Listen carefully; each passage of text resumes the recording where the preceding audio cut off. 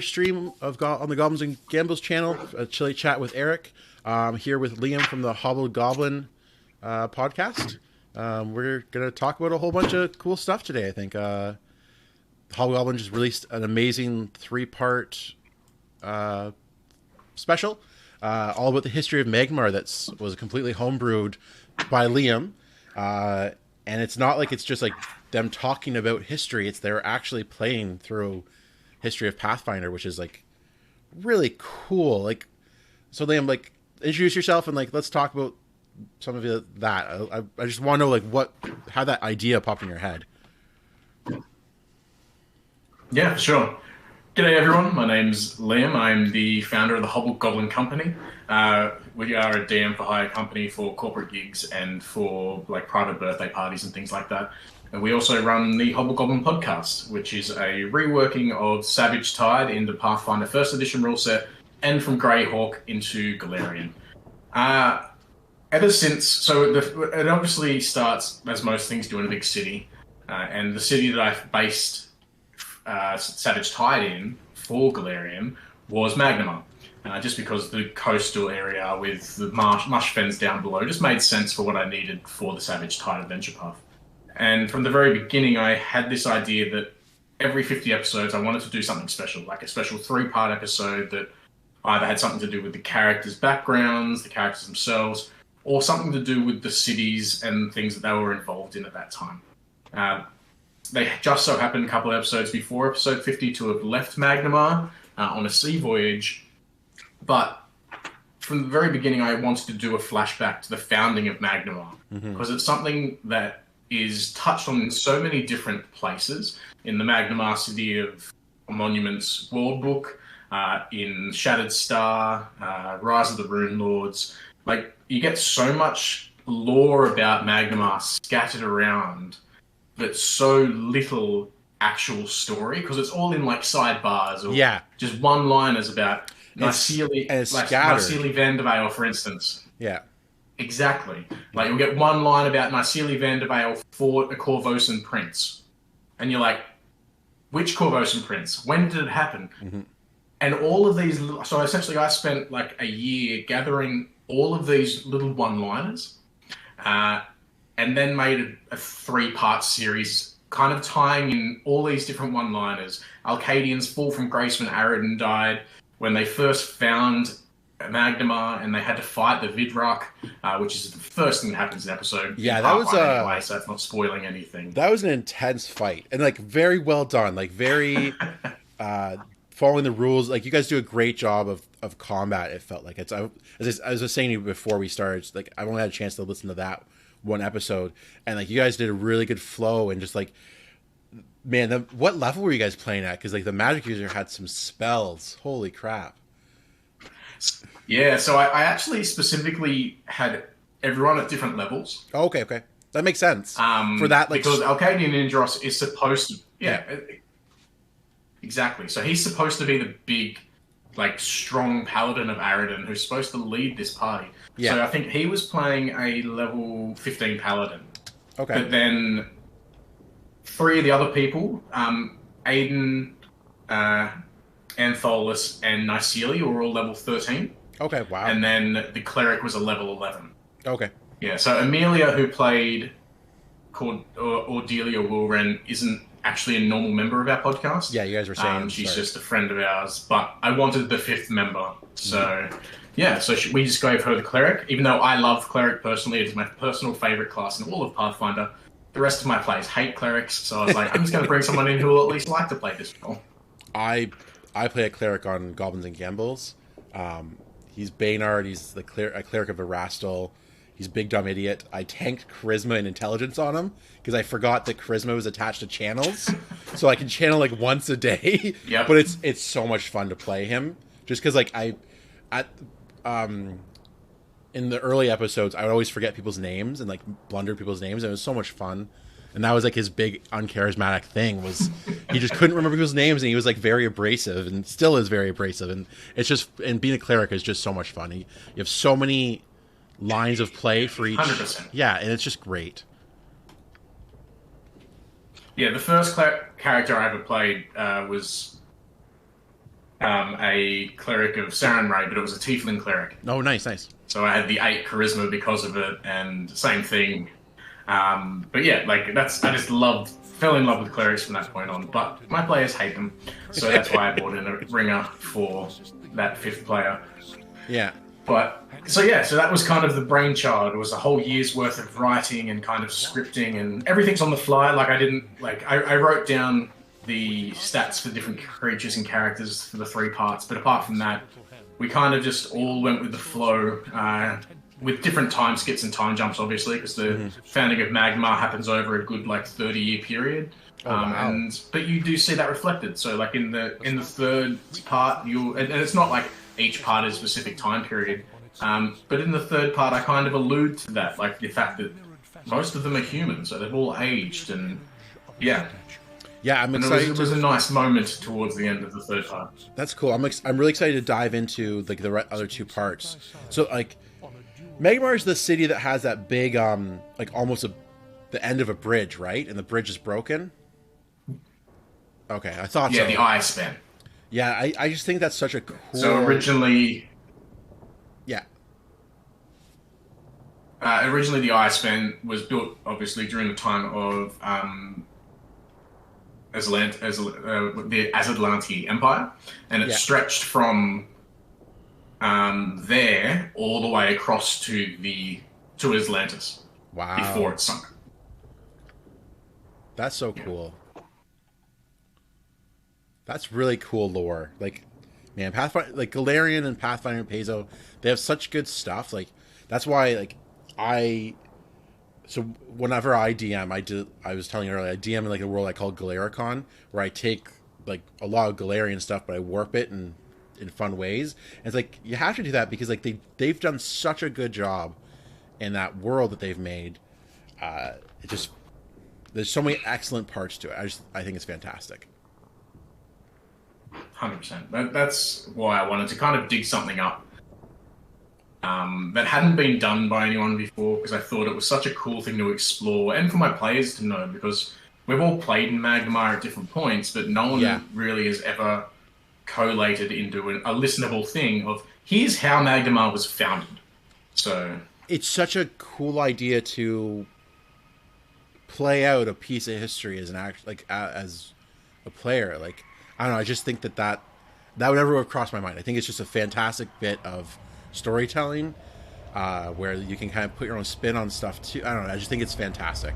It's a great way to like immerse people in your world instead of just being like, yeah, in the Magmar and there was a cool guy, but like actually playing it and being a part of it and almost having a stake in it at that point too. It really helps out. It's really amazing. Yeah, you'll also have to listen to the very beginning of episode 51 just to get the final part of the 3-part episode 50. Okay. Because there's a small bit at the beginning of episode 51 that kind of ties off the end of the story. Yeah, I'll definitely give that a whole listen. It's good stuff. It's very well done. So what got you into Pathfinder in the first place? So many years ago, now about 12 years ago, I lived in Canberra, which is Australia's capital city, though you wouldn't know it because it's a small little crap. But I had been reading the Dungeons and Dragons magazines by Paizo since probably 2004 without ever knowing what all of the actual numbers and rules meant. I just thought they were really cool pictures, really cool stories, because I came from a small coastal town 3 hours north of Sydney, so no one there knew anything about any of this. But so when I moved to Canberra, obviously that was back in 2008, and Facebook was only just coming in, but there was a couple of like groups that were already set up for gamers and stuff. So I basically was like, hey, I've never played before, no understanding of what it is, would love to join a game. Nice. So someone reached out and was like, look, we're setting up a game, him and a couple of friends invited me along to play. So we met at the pub, had a beer. He kind of gave me the quick lowdown so this is my mate Neil, he gave me the quick lowdown of what it was, the different classes, and I was like, oh, cleric sounds cool. the different races, where I chose the Tiefling. Yeah. And yeah, so my first campaign was a Rise of the Lords campaign that had only recently been released at that time. Like the actual Pathfinder rule set had only recently dropped in 2008, really. Yeah. Late 2008, early 2009, I think. And so that was it. That was my first ever actual hands-on gaming experience. My mate Neil ran it, played with Jason, Des, and a lady named Jill, and we played through the first 3 or so books of Rise of the Runelords.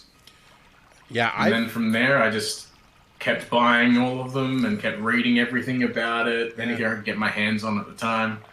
So luckily, in the military in Australia, it means we have a large disposable income, which meant I just bought everything and anything I could get my hands on. Yeah, and like, there's a lot of downtime in the military, from my understanding, so time to read it.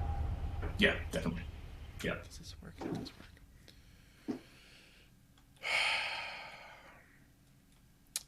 work. I'm about halfway through the game at this point. We're about to head off to Dorms Deep. It's like this game's version of Moria. It's the old Dwarven place that's been taken over by orcs and other things, and so we're starting chapter 4. So this is pretty exciting stuff. Like, I'm excited at least. I'm also too lazy to listen to the big spiel. This feels wrong. Always skip. Well, I've played this game like start to finish like 10 times now, I feel like. So I already know all this stuff. Let's just play. So these are Orogs, actually. They're going to be really quick to deal with. So I'm playing with a party of all bards, just to let you know as well. Just to make it hard on myself. Just for the fun of it? All right. Yeah, because I mean, I played it 10 times. I want to do fun new things. So I'm like, you know what? For this stream, I'm going to try all bards. I've had like 7 total party kills at this point, so I'm not doing bad. I'm doing pretty good. About almost 2 a chapter, which is pretty decent. But they're actually working out a lot better than I originally thought. Like, there's enough different kits that it's doable. Like, because I have my favorite. She's called the Whirlwind. Her kit's a blade, so she can wield 2 swords, and she does a pretty decent job of. Like, I can give her enough magical stuff that her armor is like -9, which is like, this is advanced Dungeons and Dragons, so the lower the better. And like, I was about to say, this is Thaco and stuff. Yeah, exactly, Thaco. So -9 is pretty darn good. And like, my other tank is -5, so he's not too shabby. He's my jester. I called him Balgr the Blowhard. He's died the most of anybody. But yeah, that's not going too bad for me. So these guys aren't. I feel like they're underpowered for when you're fighting them. Like, they're not actually that tough. But basically, what's happened is like, there's I'll just give you a quick recap. There's this town called Kuldahar. It's like a big giant oak tree, and it radiates heat in like a huge area around it, and some sort of evil force is like contracting that zone. So all these outlying farms that relied on that heat to exist are like disappearing or getting snowed in. So we're trying to figure out what the bad thing is. We found like a gem. We had to take the gem to a place, figure all this stuff out. And the guy said, "Oh, the evil is in Dorn's Deep." So now we're in Dorn's Deep to hopefully get to the bottom of everything. Finally, after. So one bad thing with this is healing potions are very expensive, and bards have no healing. So the only way for me to heal is to sleep. So I've been playing this game for 566 days. So like, every time I go to sleep, it's like I sleep for like 20 days to like heal up all my points. It's a lot of fun. Why are there guys back here? Like, there's no reason for this. Yeah. So this is like how I got my introduction to tabletop games, was like playing games like this. And then my dad had on his shelf, it's called Lord of the Rings adventure game. It was like a rudimentary, like, beginner's tabletop game. So I started playing that with my friends in high school. We played all throughout high school, and it was really funny because we started playing like right before the movies were released. So it kind of felt like the movies were for us because we were in that world so much. It was pretty cool experience. So that's how I started, and I stopped playing tabletop games for a long time, and then Pathfinder came out, and I was like, oh, I want to start playing this, and then like it took me, I don't know, like 2 years to find a game finally. I was like walking in the halls with my buddies in college, and one of my friends was like, I want to play Dungeons and Dragons. I'm like, I could DM that, and so I introduced a bunch of people to Pathfinder, and I've been playing ever since. So that was like 10 years ago. So like, I ran people through Curse of the Crimson Throne over like a whole year. It was a lot of fun. That's a solid campaign. What are you doing? Yeah, I've seen it played a couple of times, like different streams and stuff. Yeah. It looks like a great. I'd love to run that concurrently. Sorry, not that one. Actually, maybe it is that one. There's another one where you play the evil class in the same area, kind of. I'd like to play that. Oh, that would be concurrently. Cool. Two different groups to kind of fight them against each other. That would be fun. Idea I have like, at some point in time where I can manage it. That would be a lot of fun. Hell's Vengeance, I think it is. Yeah. Hell's Rebels? Hell's Rebels is the good one, but it's based further south. Hell's Vengeance is technically the one I think you would run concurrently with Curse of the Crimson Throne. And like, there's so many good ways to do that. I feel like knowing Curse of the Crimson Throne and like that storyline, it's very doable to do have that happening at the same time and having them affect each other in really cool ways. I would love to be part of that. That's a cool idea. Yeah, I really love Curse of the Crimson Throne. Like what's the cool thing about that is you spend so long in like one city that you like really fall in love with the city and like the NPCs that you create. Like I don't know. There's one like gangster that they're supposed to kill, and like my guys ended up befriending him. So like they'd always like run back to that guy for help. It was just like such a cool thing to have, like having a city where you have all these people that you trust running around, and they can help you with stuff. It was just much better than like traveling across the landscape. It was exciting. It's a well done campaign. I really but just before I'm gonna have to dig into it. I think before I started running the Hobgoblin, we actually played through the first 3 and a bit books of Wrath of the Righteous, as I was telling you before the stream. Yeah, and that's awesome. Obviously, it's mythic, so it's hectic, and it is a pain in the butt to kind of run as a DM. But same thing. You found your own city basically. You retake a city from the demon. Because it's all, like, you always fall back to that city and that citadel, the characters in the city become so much more meaningful, which is great as a DM because it means you can really mess with your PCs when you want to, like, you want them to really be invested and follow something up. Yeah. You kidnap a character. Yeah. I did that with ours.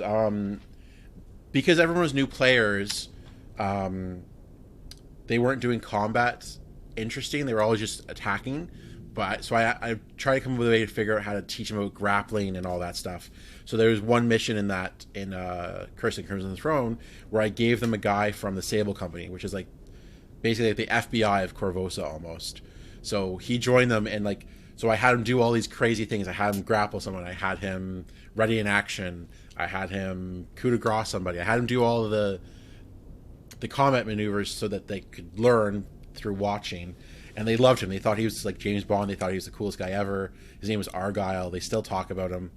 And when I wanted to like ramp up like the threat level in the campaign, I had him like assassinated, and they all lost their minds, and they were so angry and stuff. So it's fun to do stuff like that. You can really use it to your advantage.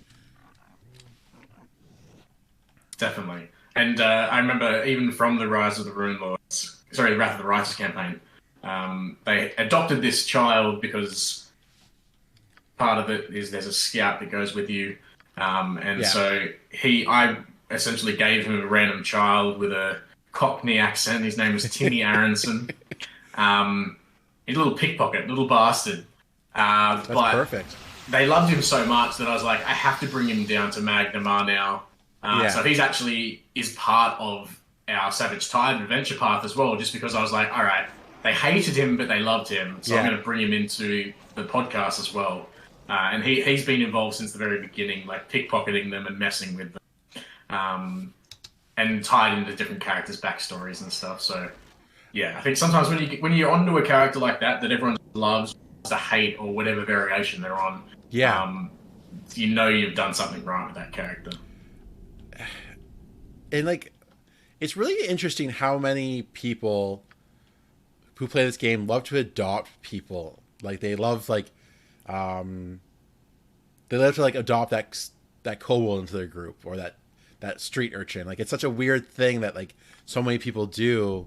Like it even harkens back to like the original Dragonlance book. There's like a gully dwarf that Rasslin adopts, and it's just crazy that like that's such a common what's the word, trope that we fall into as players, that we just want to like, yeah, that crazy little thing, that's ours now. Like it's so funny that we do stuff like that. I love that more than the murder hoboing. Yes. Like to me, that's Yeah. part of like realism for people. It's Yeah. when they start adopting people and start caring. And even right now, one of my players is playing someone. I'm not gonna, just in case anyone listens, I'm not gonna ruin anything.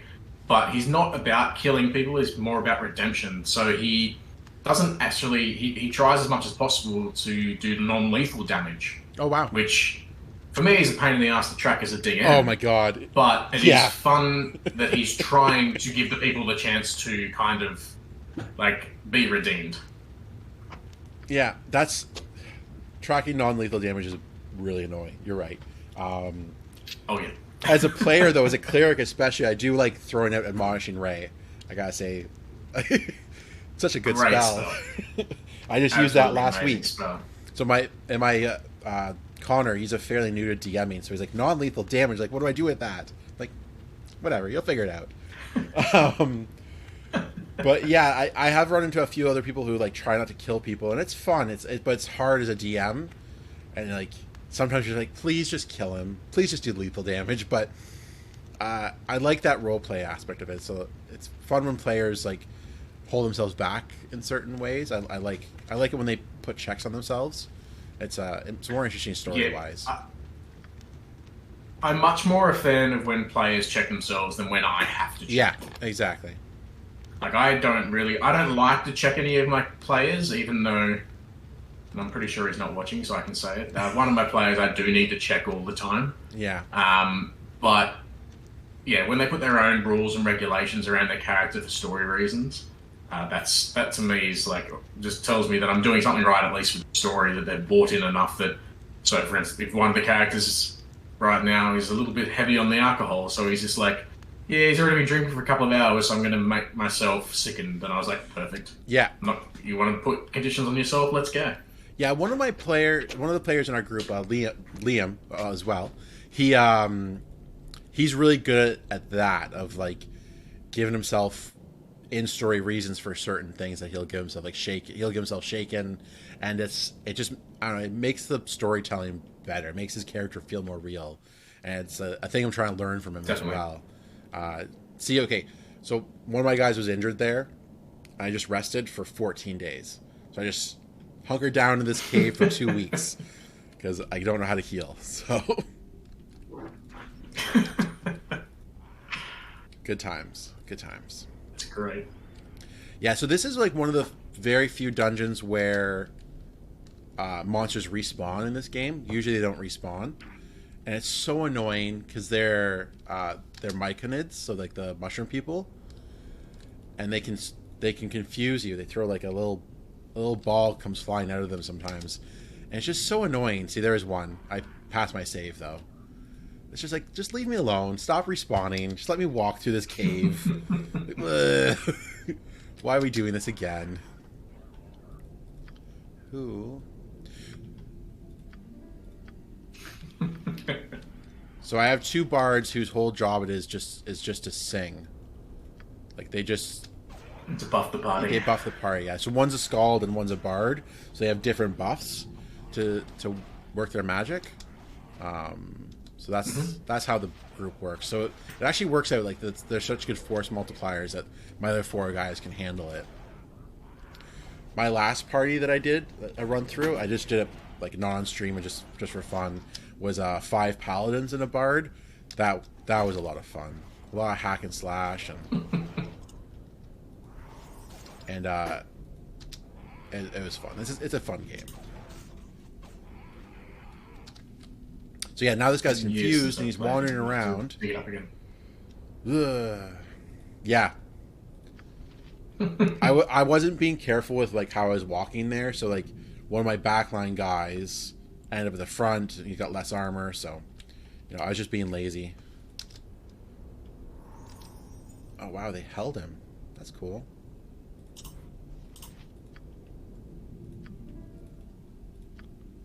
Oh, it's her. Yeah, so this part, like, I dislike this part of the dungeon because it's just like hack and slash through a bunch of Ettins, and you hack or slash your way through like spore people to get to the rest of the story, and like that can be good, but it's also can be very boring sometimes. It's like just let me get past it. Like, oh, I can't go in there right now. But it's good for farming experience, I guess. Yeah. Gotta farm sometimes. Yeah, it's how you get the XP and how you level up and get more fireballs.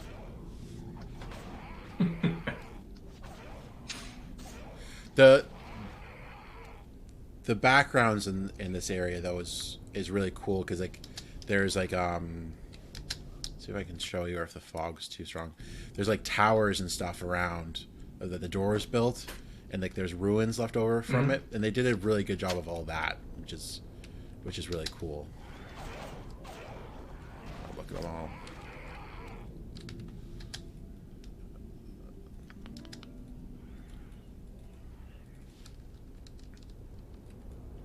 Oh, they can't even get to me. That's funny. Mad.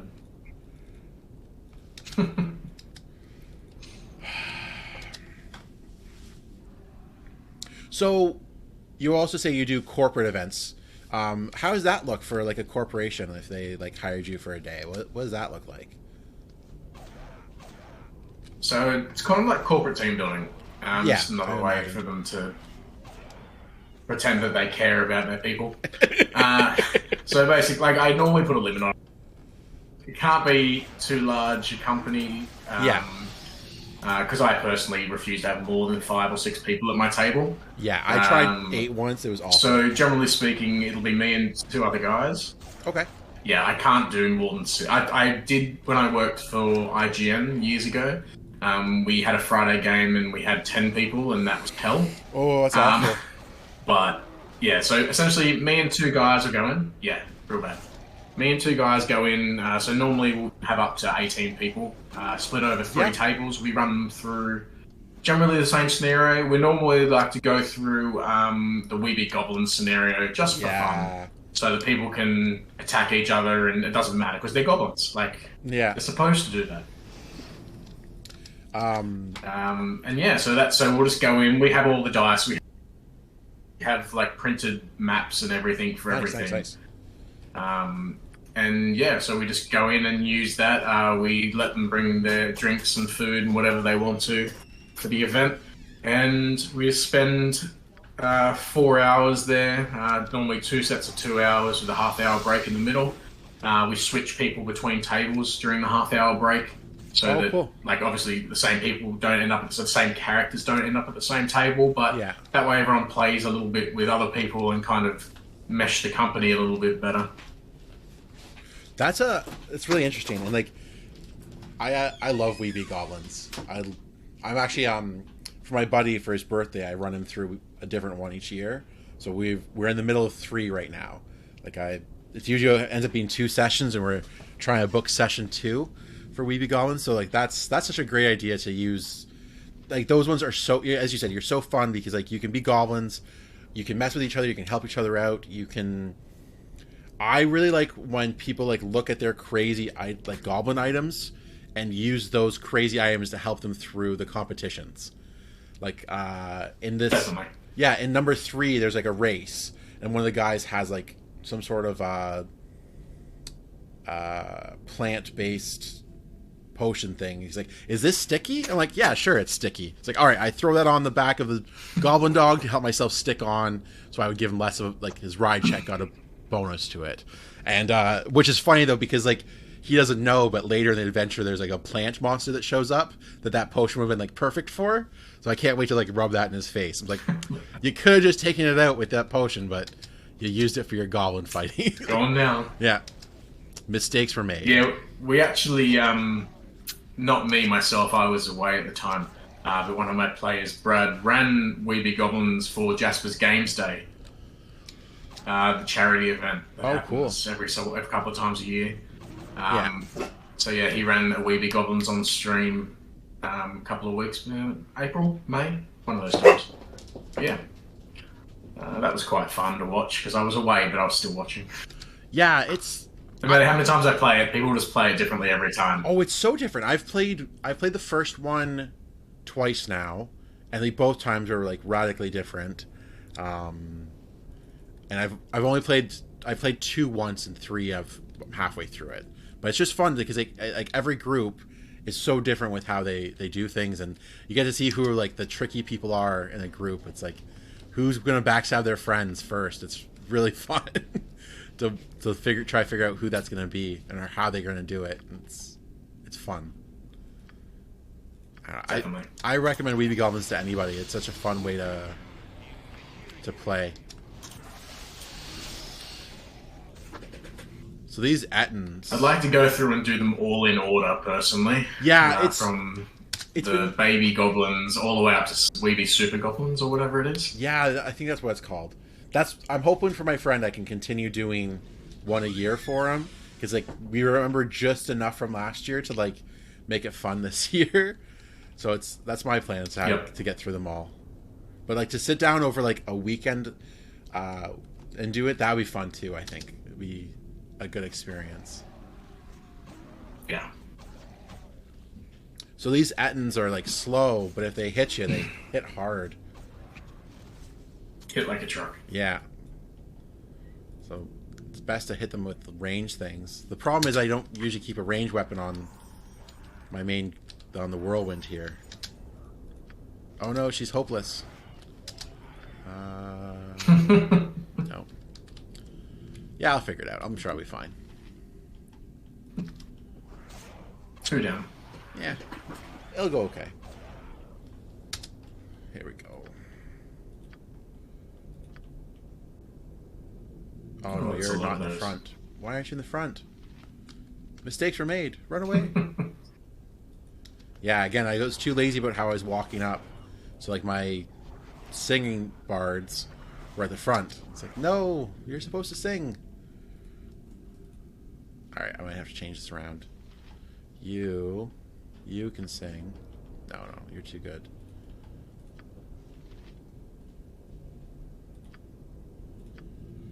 Man, Magic Missile is good in every game. Never miss. You can't go wrong with that. It just never misses. It's always good. Like, it's fantastic. I don't think she's fighting. Yeah, I'll be fine.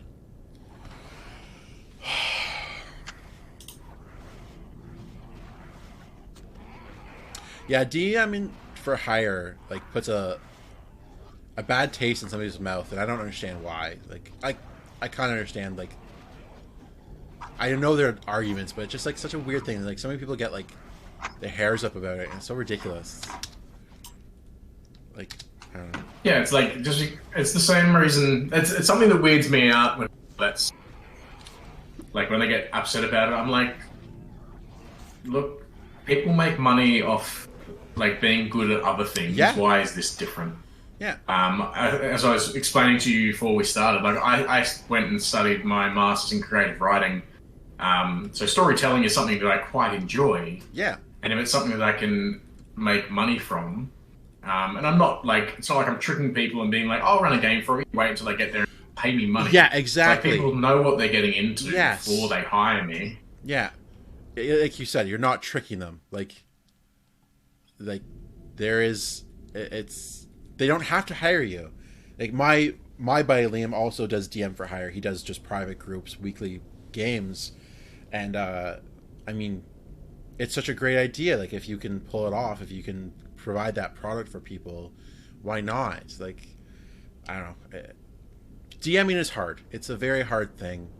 You put a lot of like work and time into it, and I mean, with a paid group, I don't know. I feel like they're more incentivized. They're not gonna like firebomb your game like other people could. I don't know. I just if you have a product that someone wants, you should be able to sell it. I don't understand their logic. I think a lot of the argument comes out of jealousy. Like it's like I wish I could do with a paid group. Yeah. Yeah. I think with a paid group as well, like you just have much like literally like they've paid for X amount of time. Yeah. They're not going to sit there and stay on their phones for that time. Yeah. Why they've paid you to be there. Yeah. And also, like, the thing that people don't understand for DM from Hire, it's not like I don't do anything, I just rock up and run a game. Like, I'm only charging for the time I'm there, but so many hours before I get there are kind of put into thinking about it, prepping. If the people want to make their own characters, I talk with them and, like, build characters for them beforehand. Mm-hmm. Like, there's so much time that's not being paid for outside of what is actually the time I'm actually there for. Yeah, plus if you're and for corporate, it's like, because I do prefer corporate. Mm-hmm. Plus, like, you're rocking in there because at least with companies, they just pay. Yeah, exactly. But like, you're rocking in there with miniatures, you're rocking in there with maps, like and like the even if you're running an adventure you've run 10 times, 20 times before, you still need to prep it. It still needs to work. There's still creative, and like your personal creative endeavors go into that. Like, I don't know. It's definitely something that can have value in it.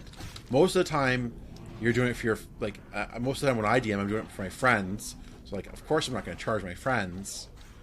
But, like, I don't know. I totally get why there are, like, a lack of DMs out there too. So like we're a rare resource, so it makes sense that it's okay to charge for that service sometimes.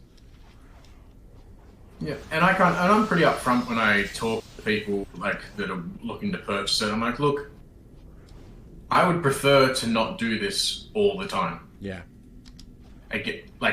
My job, part of being a DM is making other people comfortable with the idea that they can DM things. Yeah. So I go into it kind of with the idea of like, I'm going to teach you the basic rules, get you an understanding, but at the end of the day, you shouldn't, like, there should never be a point in time where you hire me on a for the next 3 years. Yeah.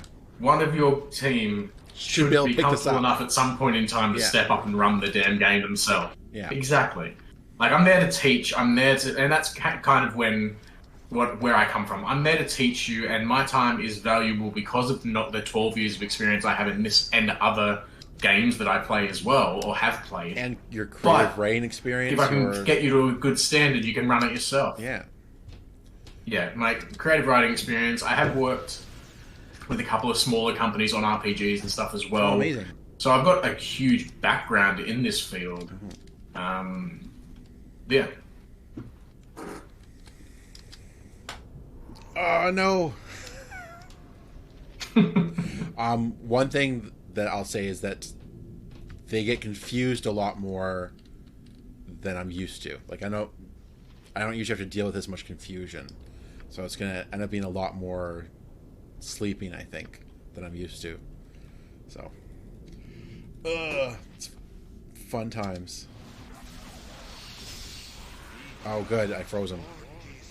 Chromatic Sphere is another spell that can, like, really work out for you sometimes. Like, it's a level 1 spell, but, like, at higher levels, it can, like, stun people. Like, so, you know, I stunned this Etten with a level 1 spell. It worked out very well for me. Don't attack me. Always nice. Yeah, it's nice when you can make a level 1 spell do something ridiculous like that. It's like, I didn't burn an important slot. It's very good.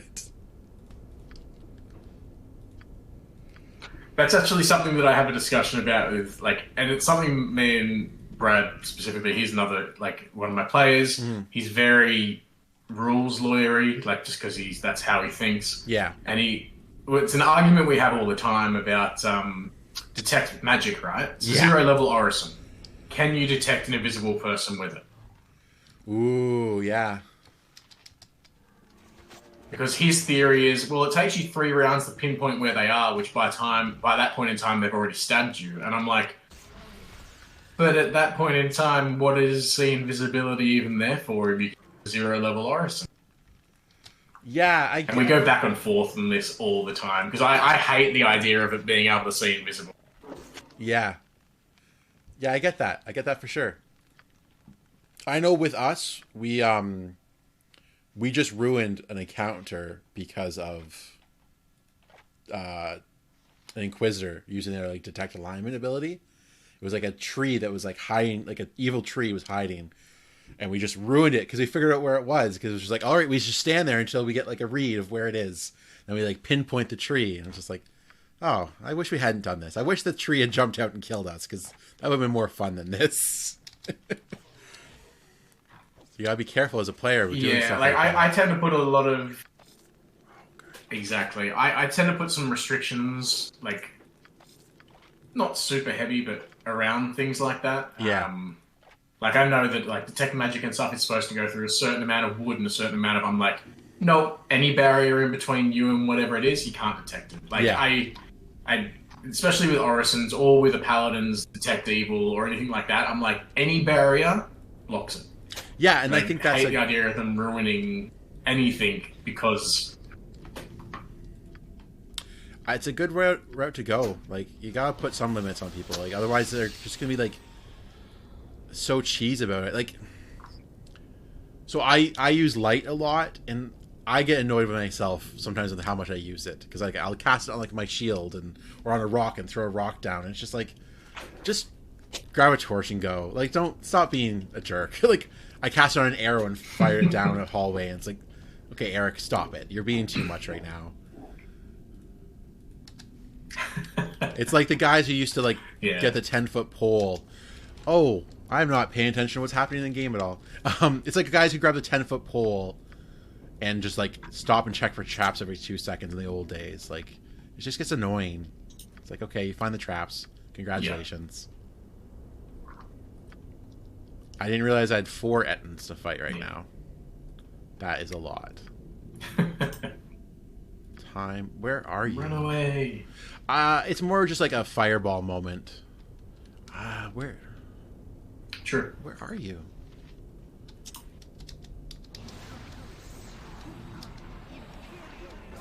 Try and line up some like burning hands here as well, without getting myself.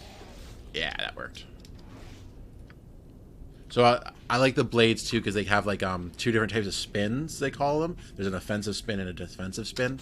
So I can like turn on. Oh wow! How much did I just get hit for?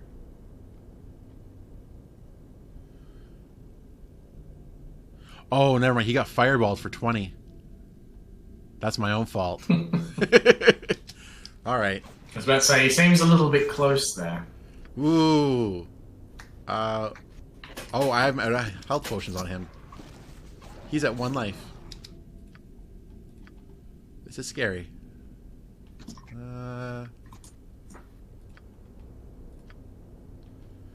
Does anyone have a magic missile? Yeah, there's a magic missile. Never mind. Didn't need it. Wow, that was close.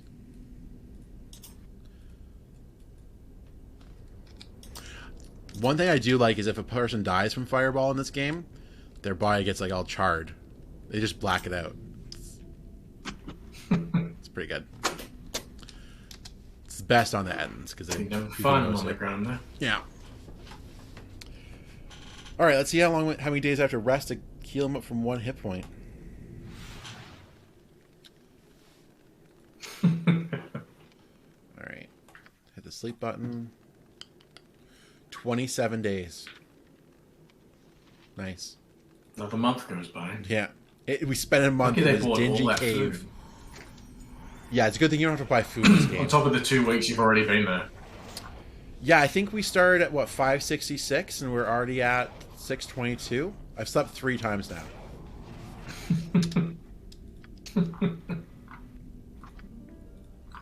But that's what happens when you don't have healing, right? Like you just, and it's a video game, so the time doesn't matter. But like normally a run through, you'll do it in like 300 days if you have a normal party.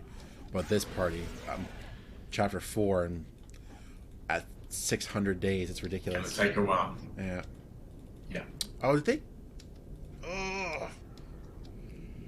I'm never getting through this cave. Just things keep respawning and then hurting me, and then I have to sleep, and then they respawn. Okay, that's good.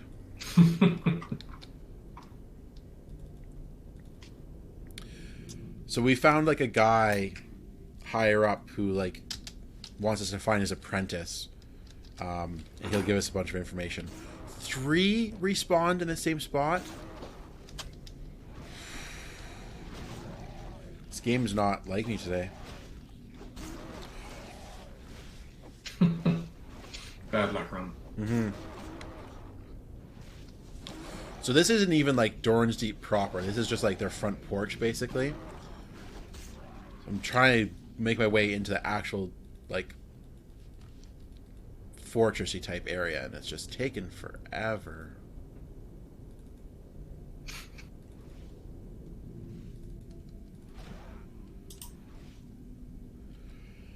Sometimes you'll see like that the bad guys are fighting each other. Like you'll see here, Blue Myconid takes 20 crushing damage from Etten. So like they're down here somewhere fighting each other, and it's rather funny. When you're not near them, they'll fight each other. Yeah, see right there, he's fighting. But I think that the AI will... what did you take? What happened to you?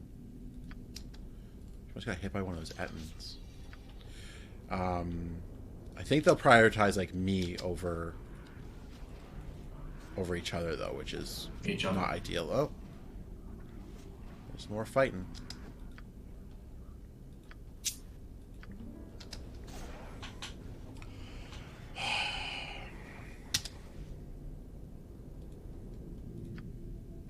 You have to be like careful that your ranged guys don't try to fight with ranged weapons in front of melee guys, because like they'll just like hit them every single time, it feels like. So, yeah, see, Balgra is just getting pounded here by this Etten. See if I can get some more spells going. There we go. 18 health.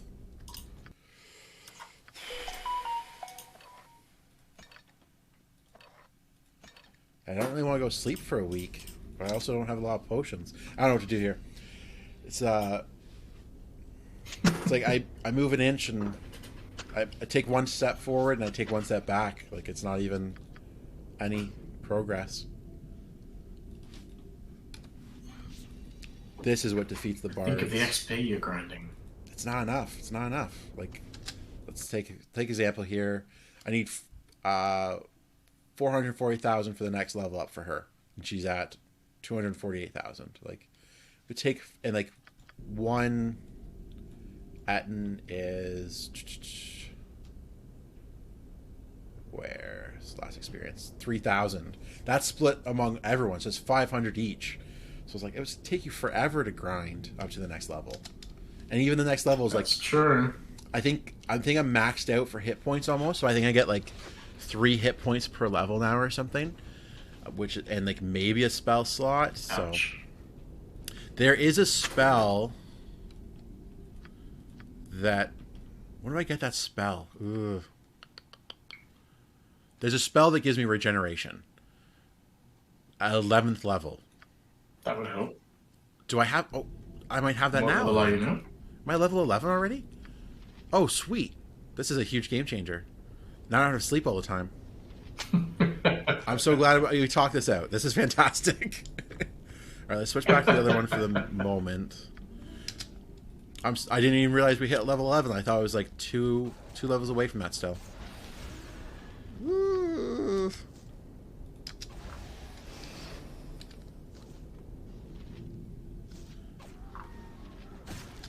geez, there's just enemies